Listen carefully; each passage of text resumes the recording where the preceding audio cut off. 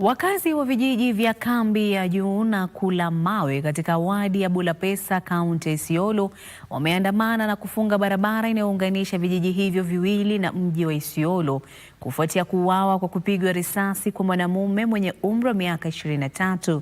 Wakati huo huo, vijana katika kaunti ya Migori wamehimizwa kujisajili kwenye vyama vya ushirika katika mfumo ununuzi wa kielektroniki wa serikali ili waweze kuwania zabuni za serikali. Taarifa kamili ni kwenye mseto wa kaunti. Waandamanaji hao walikuwa wakilalamika mauaji ya Isaac Mutethe ambaye alipigwa risasi nje ya eneo maarufu la burudani katika kituo cha biashara cha Kambi ya Juu katika hali tatanishi. Wakiongozwa na mwenyekiti wa chama cha wahudumu wa bodaboda wa Kambi ya Juu Nicholas Kayera, wakazi waliojawa na ghadhabu walishutumu maafisa wa polisi walioko katika vituo vya polisi vya vijiji hivyo kwa uzembe na kushindwa kushughulikia ongezeko la visa vya ukosefu wa usalama katika eneo hilo. Nilijaribu kumbeba ili at least tuokoe maisha yake, lakini ikakuwa sitaweza. Tulipiga station tukaambiwa hakuna gari kwa within. Gari ambayo ilikuwa biliko. Lakini kitu moja sisi kama wakaaji wa Kulamawe ama Bulapesa ama Isiolo County, Isiolo tunataka kusema haina security hata kidogo. Kwingineko, katibu wa uwekezaji wa umma na usimamizi wa mali Cyril Odede amewahimiza vijana kujisajili kwenye vyama vya ushirika na mfumo wa ununuzi wa kielektroniki wa serikali ili waweze kuwania zabuni za serikali. What the government has done so far is good for the youth of this country.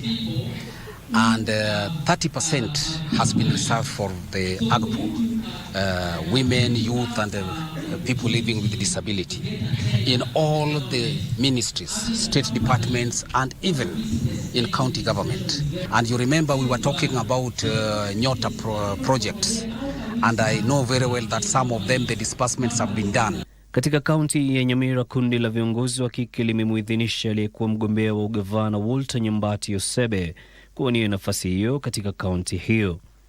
Wanawake hao waliotoka katika kata 18 kote katika kaunti ya Nyamira walitoa idhini hiyo baada ya kualikwa nyumbani kwa Nyambati wakati wa sherehe za sikukuu ya Krismasi.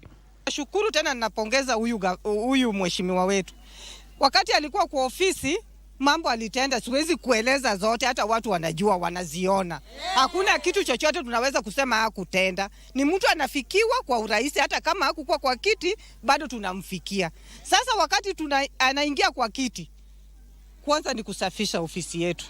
Wakati huo bandari Mombasa imeandikisha historia baada ya kupokea meli ya kwanza inayotumiwa kawi ya gesi asilia kuwahi kutia nanga katika banda ya Afrika Mashariki. Kutia nanga kwa meli hiyo kunaashiria hatua kubwa inayodhihirisha uwezo na ukuu wa bandari hiyo kushughulikia meli za kisasa zinazotumia kawi safi, huku usafiri wa majini duniani ukikumbatia matumizi ya kawi hiyo. Friendly ship boasts of cutting edge technology where it uses LNG fuel, very clean energy option. Na polisi katika kaunti ya Homa Bay wanachunguza tukio ambapo washukiwa wa uhalifu walikamatwa wakichinja ng'ombe anayedhaniwa kuibiwa kutoka kwa mkulima wa eneo hilo. Inadaiwa kuwa washukiwa hao walikuwa wamejificha katika kichaka mita chache tu kutoka kanisa la SDA la Maranatha ambako ng'ombe huyo alichinjwa leo asubuhi. I've got information that there are some people who have found slaughtering a bull inside this bush. When they were spotted, they ran away. So we have called the police officers who have come, and we are going to call the public health officers to come and see there. And we are telling our people who have lost a cow to come forward and see if they are the people who are holding the cow. Hatimaye vijana wamehimizwa kutumia fursa zilizopo katika sekta za biashara na ajira kama sehemu ya maandalizi kuchukua nafasi za uongozi nchini. Even cabinet secretaries are members and serious corporate people, you can be able to make a friend. And this leads into relationships.